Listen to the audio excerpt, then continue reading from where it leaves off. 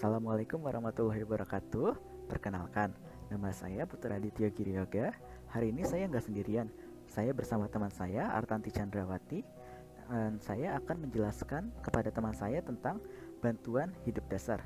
Nah, jadi nih Tan, bantuan hidup dasar itu pengertiannya adalah serangkaian usaha penyelamatan hidup pada henti nafas dan henti jantung. Tujuannya tuh buat apa sih BHD? Tujuannya adalah mencegah berhentinya sirkulasi atau berhentinya pernafasan. Nah, untuk BHI ini ada beberapa tahapan-tahapan yang kita lakukan, yang itu disingkat DRCCAB atau saya sering manggilnya Dokter Cabe. Nah, kita akan membahas satu persatu dari tahapan-tahapan ini. Yang pertama adalah danger. Danger itu kan bahaya, artinya kita harus memastikan keamanan dong. Aman apa aja nih? Ada aman penolong, ada aman lingkungan, ada aman korban. Aman penolong itu adalah aman untuk si penolong, diri kita sendiri. Apakah kita udah mampu menolong mereka? Maksudnya kayak mental kita berani nggak sih untuk menangani pasien, terus APD kita lengkap nggak sih? Kalau APD nggak lengkap pun nggak apa-apa, asal kita kan memprioritaskan keselamatan si korban. Kemudian ada aman lingkungan. Aman lingkungan itu maksudnya apa? Kayak misalnya kalau di kecelakaan itu kan suka dikerumunin sama itu ya, massa. Nah, itu kita harus mengamankan lingkungannya agar nggak dikerumunin massa gitu, soalnya itu bakal menghambat si korbannya dalam bernafas, itu bisa mematikan si korbannya. Nah, kemudian ada aman korban. Aman korban itu maksudnya misalnya korbannya ditemukan pingsan atau jatuh di tengah jalan atau tidak sadar di tengah jalan, itu kita harus mengamankan korban dulu. Kita harus membawa korban ke tempat aman, misalnya ke pinggir jalan, seperti itu. Setelah danger, kita harus mengecek respon. Nah, cek respon korban itu ada APFU, alert, verbal, pain, unresponsive. Memeriksa respon pasien dengan memanggil, menepuk-nepuk, dan merangsang nyeri. Maksudnya apa? Misalnya alert, kalau kita udah nanya-nanya, nah alert tuh biasanya kayak dia tuh nyaut dan ngerti sama yang respon kita kasih. Dia tuh artinya merespon dengan penuh. Lalu ada verbal. Verbal tuh hanya merespon secara verbal, per kata-kata. Misalnya kita panggil pak, terus dia bisa nyaut. Kenapa? Tapi masih samar-samar gitu, kayak nggak jelas dia mau ngomong apa. Terus ada pain. Dia tuh nggak bisa ngomong, tapi dia hanya bisa merasakan nyeri. Jadi misalnya kita tuh caranya dengan cubit atau pukul-pukul, tapi jangan terlalu keras mukulnya karena itu bisa menimbulkan kayak menjerumuskan kita kepada hal-hal yang nggak benar gitu. Kayak misalnya, ih ini bukannya nolongin malah nyakitin korbannya gitu. Misalnya pain, dia nggak ngerasa sakit, terus dia nggak bisa ngomong, berarti dia masuk ke unresponsive. Lanjut, setelah kita cek si respon si korban, selanjutnya itu ada call for help. Jika sendirian tanpa handphone, berteriaklah minta tolong dan ambil AED jika ada. AED itu seperti ini, alat kejut jantung mini. Atau tetap bersama korban, gunakan handphone dan panggil bantuan. Kalau di Indonesia, nomornya itu 119. Aktifkan speaker untuk berkomunikasi dan mendengar instruksi dari tenaga kesehatan. Jadi misalnya kalau kita udah cek respon, kita harus manggil bantuan gitu, manggil tenaga medis. Misalnya kita gak punya handphone, kita bisa minta ke orang sekitar untuk menghubungi 119 tersebut. Terus ada circulation. Circulation itu apa sih? Kita harus ngecek napas dan nadi secara bersamaan 10 detik. Jadi untuk ngecek nadinya itu, di sini kan ada trakea. Kemudian tangannya itu 2-3 cm ke samping trakea. Nah, di sini namanya nadi karotis. Kita mengecek nadi karotis korban sambil kepala mendekat ke hidung korban, mata melihat ke dada korban. Nah, mata melihat untuk apakah dadanya kembang kempis. Terus kita mendekat ke hidung korban itu agar kita merasakan apakah ada udara yang keluar, terus apakah ada suara nafas dari korban, segitu, selama 5-10 detik. Nah, jika nadinya teraba, jika nadinya tidak teraba, nah maka penanganannya adalah memberi 30 kompresi dan 2 ventilasi. Ventilasi itu nafas buatan. Nah, namun jika nadinya teraba, itu hanya kita perlu memberikan 1 ventilasi tiap 6 detik atau 10 kali per menitnya. Selanjutnya, ini masih Ah, pertama kan tadi kan kita udah cek ya, kalau misalnya nadinya itu tidak teraba, maka kita harus melakukan resusitasi jantung paru atau RJP. Pertama, atur posisinya. Pasien tuh harus terlentang di permukaan yang keras dan datar. Posisi penolong itu berlutut di samping pasien dan tangan komprehensi lengannya itu tegak lurus. Lengannya itu harus lurus.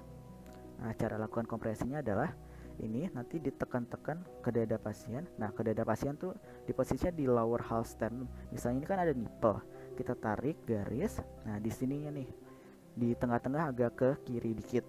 Nah, itu tempat untuk mengkompresnya. Cara mengkompresnya itu adalah kedalaman minimal 5 sampai 6 cm dengan kecepatan 100 sampai 120 kali per menit. Nah, perhatikan juga recoilnya. Apa sih maksudnya recoil? Jadi recoil itu misalnya kita tekan, itu kan nanti jantungnya bakal mengempis dan itu darah di jantungnya akan keluar. Kemudian setelah kita naikkan, itu jantungnya akan mengembang lagi, dadanya akan mengembang lagi dan darah akan masuk. Kemudian dikempisin lagi, ditekan lagi.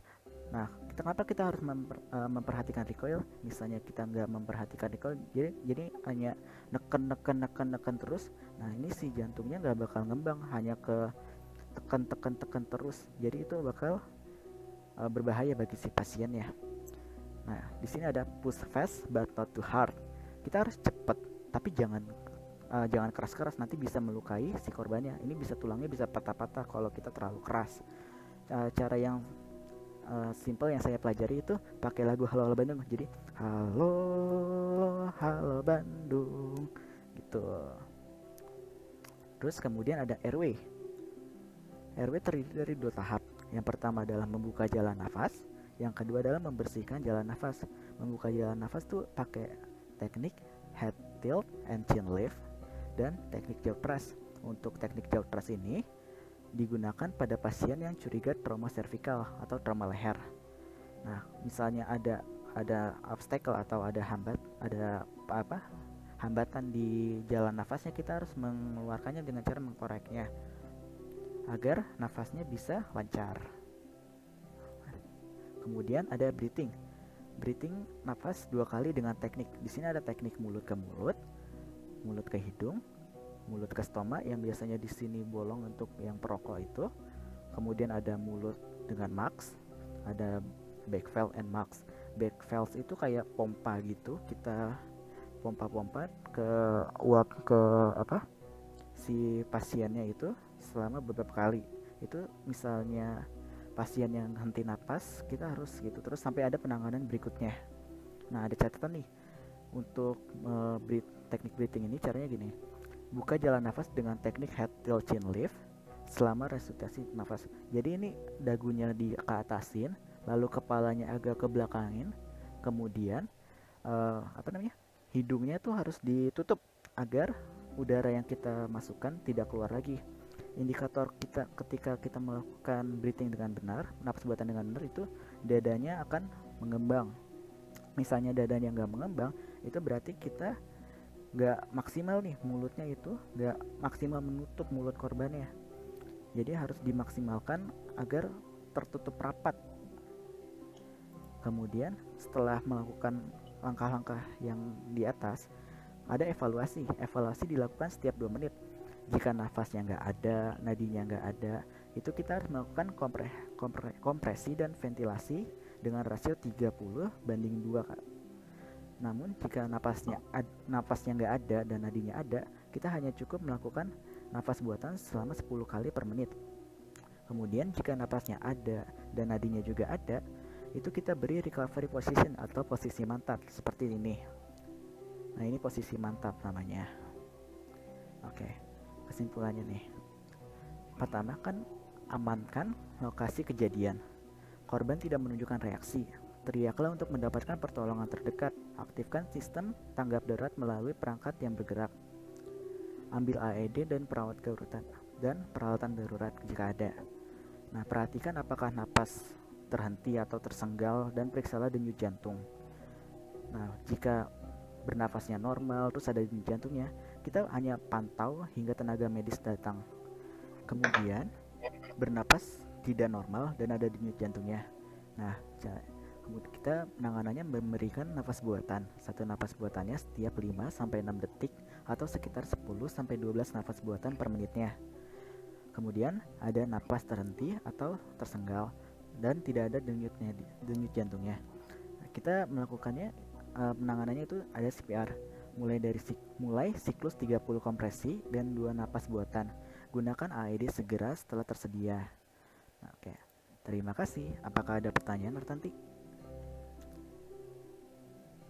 Nah, dari pemaparan materi yang telah Adityo paparkan tadi, saya punya 2 pertanyaan nih. Yang pertama itu, apakah pertolongan pertama ini berlaku pada setiap kondisi kecelakaan? Yang kedua, di antara teknik breathing yang telah Adityo paparkan tadi, teknik breathing yang manakah yang paling efektif dan juga aman? Wah, terima kasih, pertanyaannya bagus banget nih. Jadi, apakah setiap korban kecelakaan itu penanganannya sama seperti yang kita paparkan tadi? Jawabannya tuh enggak. Jadi, untuk yang RJP ini hanya dilakukan kepada orang yang gagal jantung atau yang henti jantungnya. Sementara kalau dominannya, kalau orang yang korban kecelakaan itu kan hanya patah tulang, memar, atau pendarahan aja kan. Palingan yang teknik kita lakukan itu hanya yang danger, respons, sama cover help-nya. Untuk yang resusitasi jantung parunya itu nggak usah, karena kalau misalnya kita maksain untuk RGB jantung yang masih berdenyut itu akan berakibat nggak baik buat pasiennya atau korbannya gitu. Kemudian pertanyaan kedua itu, teknik mana yang lebih efektif dan paling aman? Untuk yang efektif sih ini efektif semua, karena bisa membantu uh, membantu nafas si korban. Namun untuk yang paling amannya itu yang menggunakan alat seperti mulut ke mask atau back valve ke mask. Oh ya, ketika keadaan darurat kan kita nggak selalu bawa alat ya. Jadi kemungkinan yang dipakai hanyalah mulut ke mulut dan mulut ke hidung. Ini nih efektif, namun memiliki resikonya apa sih? Kayak resiko terserang virus misalnya. Kita kan nggak tahu si korban ini membawa virus apa. Misalnya dia terinfeksi SIV atau tuberkulosis. Jadi untuk yang penanganan mulut ke mulut dan mulut ke hidung itu memiliki resiko yang tinggi, karena kita nggak tahu si korban ini memiliki riwayat penyakit apa. Tuh, seperti itu Tanti. Nah, sudah Gimana? terjawab nih. Terima kasih Adityo atas jawabannya. Terima kasih juga Artanti. Oke, baik. Terima kasih untuk Artanti telah bersedia mendengarkan pemaparan materi tentang bantuan hidup dasar dari saya. Kurang lebihnya mohon maaf. Wassalamualaikum warahmatullahi wabarakatuh.